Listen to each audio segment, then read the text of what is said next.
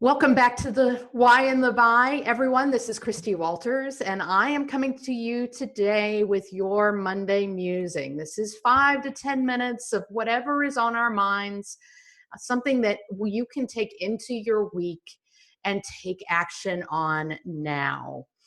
So you're listening to this in February. We are hot and heavy in the middle of the Olympics. There are a lot of really cool things happening right now. February on the Why and the Buy is also preparation month. And I want to talk to you today about Simon Kruger. Now, if you have been watching the Olympics at all, you know that Simon Kruger is a Norwegian athlete who participated in the 15-kilometer skiathalon last Monday. What was spectacular about his performance is there were 68 athletes in the sports or in the race, and Simon actually fell down. In fact, he took out a couple of other athletes along with him. He fell down in the first 200 meters of the race, fell down, broke a ski pole in the process, and was in last place at the beginning of the race. It just was heartbreaking. You know what it takes for an athlete to train and prepare and work, and just the blood, sweat, and tears that goes into getting an athlete to that spot. And you know, if he's a Norwegian athlete, they have been just rocking it on the medal counts.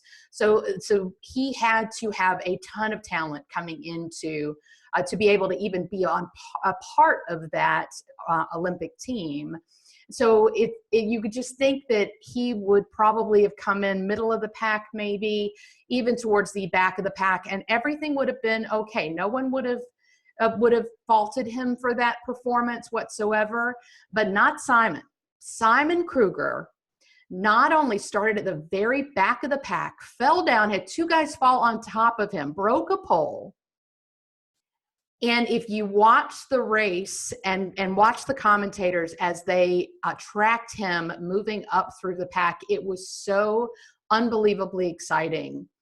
Not only did he pass 67 competitors in the process, but he finished with an 8-second lead over the next fastest individual. At one point, he had a 22-second lead over the entire pack. And this is a guy that fell down and started in last place. And I thought, wow. Now, if that isn't a metaphor for what happens to us an awful lot in business, I don't know what would be. How often have you watched people face obstacles, fall down, get back up again, but still give themselves an out? Be like, it's okay. I came in 15th place, but you know I started in last, so that should be good enough. Or, I fell down, I broke a pole. I mean, who could expect me to win this race at this point? But it is those that can move into that level of exceptional performance that really find success. So if I tie this back into preparation, I can assure you, Simon didn't necessarily train to recover from falling down in the beginning of the race. That may never have happened to him before. I don't know. I don't follow his history. Maybe it has. But the reality is, this guy was so prepared. He was so in tune with what his objective was. He was so connected with his why that he blew away the competition and then some.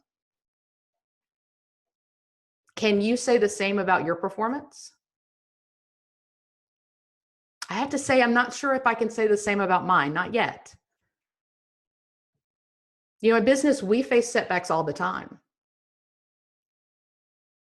The question is, do you allow those setbacks to be excuses for lackluster performance or no performance at all?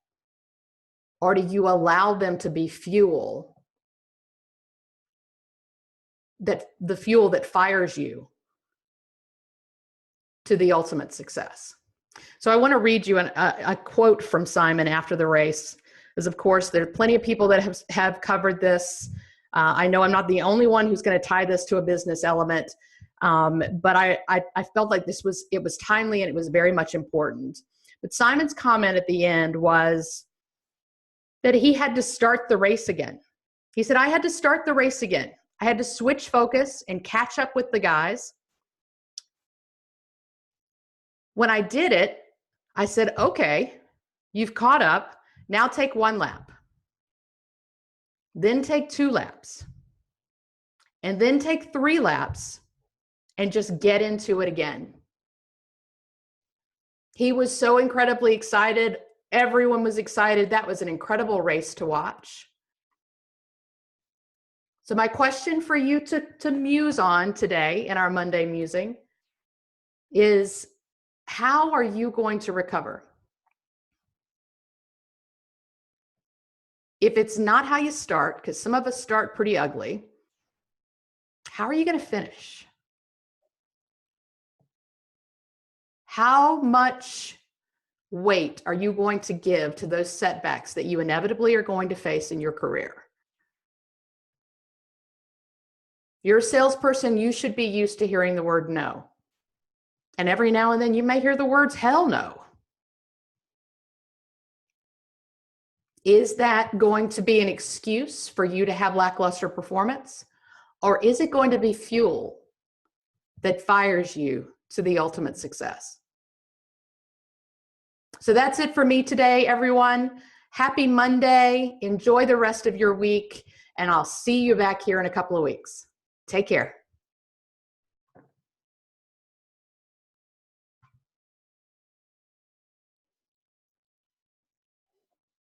And remember, thank you so much for listening to the Why and the Buy podcast. Don't forget to sign up for our newsletter. We've got our live book club discussion coming up on the 27th at 1 o'clock. We'd love to have you join in. We had an incredible conversation last month. This month, we are reading Extreme Ownership. And if you haven't read this book, I can assure you, you're going to find some incredible gems in it. I'm loving it already. And look forward to seeing many of you on the book club discussion here in a couple of weeks. And you can always go out to the Why and the Buy podcast. I'm sorry, the whyandthebuy.com. Or you can email us at info@thewhyandthebuy. And we would love to hear from you and hope that you'll join us on the book club discussion. That's it for me. And remember, when you understand your why, your hows and your whats get much better.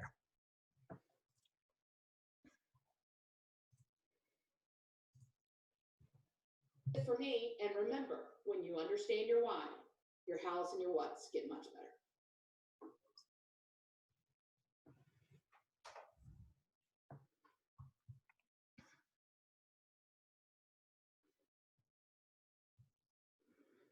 Okay, I'm going to start from here.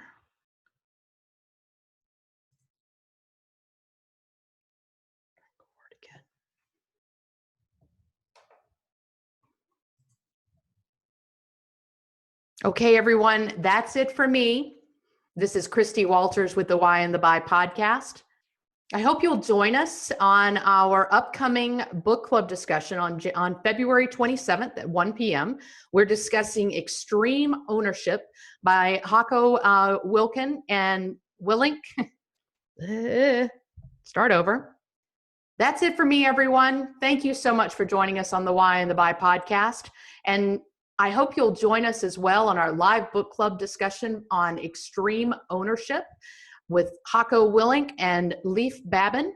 That is all about the approach that U.S. Navy SEALs take in,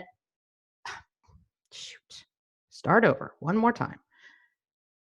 That's it for me, everyone. This is Christie Walters with the Why and the Buy podcast. Thank you so much for taking your time with me today. Don't forget, we have our book club discussion coming up on February 27th at 1 p.m. We're discussing Extreme Ownership by Hako Willink and Leif Babin.